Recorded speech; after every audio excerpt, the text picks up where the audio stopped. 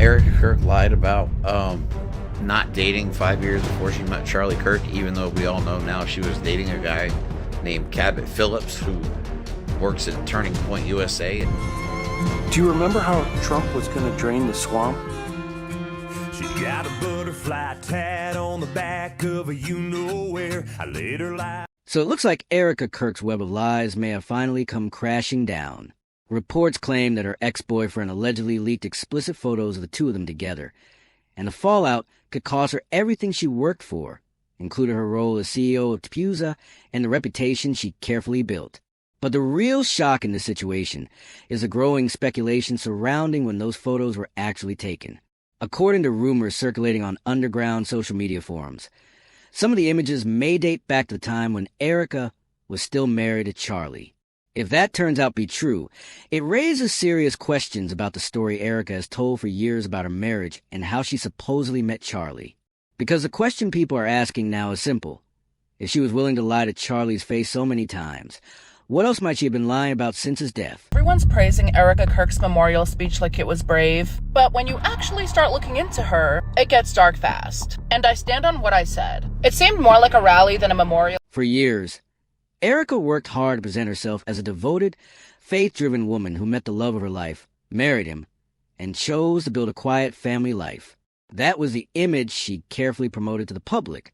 But the metadata attached to the explicit photos allegedly shared by her ex seems to tell a completely different story, one that contradicts many of the claims Erika has made about her past. In a recent interview on CBS Mornings, Erika insisted that she hadn't dated anyone in the years before meeting and marrying Charlie. And she didn't frame it as a casual detail either. She emphasized it as proof of her discipline and faith, highlighting how she lived differently from other women her age. In other words, she wanted people to see her as someone who had followed a very specific moral path. But the evidence now circulating online appears to challenge that narrative. But what I will say is, when I lived out here, I was here for 5 years. I never dated here because I saw vicariously through my roommate how terrible it was. Somehow getting drinks was the replacement of having coffee and breakfast. I personally would rather have coffee or brunch with someone than going. I don't drink. I find it unproductive, not because I'm holier than whatever. I just don't operate that way. But I always thought it was very strange how she would go to drinks with one guy and then go to dinner with another. So it goes twofold here. If the timestamps on those leaked photos are accurate, they paint a very different picture of Erika's life during that time. Instead of living the quiet, disciplined life she later described, it appears she was enjoying her 20s in New York City like many others her age. During that period, Erika even appeared on season 3 of the Bravo reality show Summer House. Her scenes were reportedly filmed in August 2018 at locations, including a New York City bar and the Hamptons. In the footage, she can clearly be seen drinking and socializing, which makes people wonder why she later claimed otherwise. As internet detectives began digging deeper, they started uncovering even more inconsistencies. It turns out Erika may have publicly dated at least 2 different men before eventually meeting Charlie. One of them was professional baseball player Tyler J.T. Massey. At the time, Erika spoke about him very positively, even describing him in an interview with Arizona Foothills magazine as her favorite human, her best friend, and her incredible boyfriend. Some people even believe the two were engaged at one point, although no official marriage records were ever confirmed. Photos from what looked like an engagement-style photo shoot resurfaced online shortly after Charlie's death. But one resurfaced video really sent the internet into speculation mode. The clip came from a major Trump rally in 2015. In the footage, Erika can be seen standing next to a man with a young girl between them.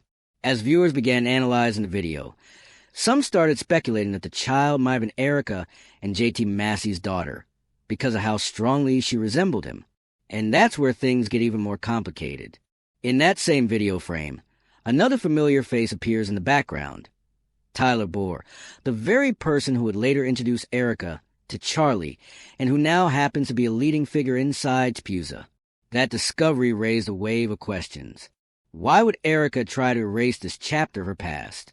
And why did she work so hard to convince people, including Charlie, that she lived a strictly traditional and religious life before marriage, when the available photos and videos seem to tell a different story. You know, the men that are they're grabbing the low-hanging fruit, meaning on the apps. Women get upset when they go on a date with a guy they found on an app and all of a sudden they ghost them. To me, it's because the guy didn't have to hunt for them. Not saying they have to hunt for a woman, but they do have to seek out a wife. But there's one part of the story that Erika consistently skips over whenever she talks about her past. And it's the point where everything stops looking like coincidence. Because that missing piece involves her history with Tyler Bohr and how his role overlaps with nearly every major moment in this timeline. And that was until I hosted the first Trump rally in Trump rally history right here in Arizona in 2015. I got a call from Miss Erika Kirk, Miss Arizona 2012. I just want to help, she said.